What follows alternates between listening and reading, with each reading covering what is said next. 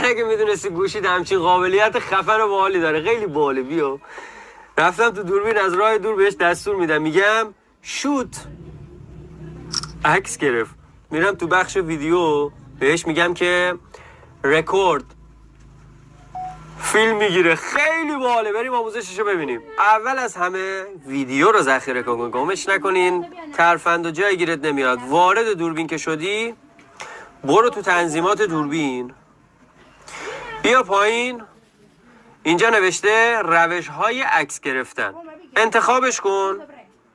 حالا اینجا قشنگ اولی رو بذار رو گرفتن عکس یا ضبط ویدیو، و دومین تیک که نوشته فرمانهای صوتی رو تیکش رو روشن کن. از این به بعد کلمه شوت، شات نه، شوت رو بگی عکس میگیره، رکورد ویدیو یا رکورد رو بگی فیلم میگیره.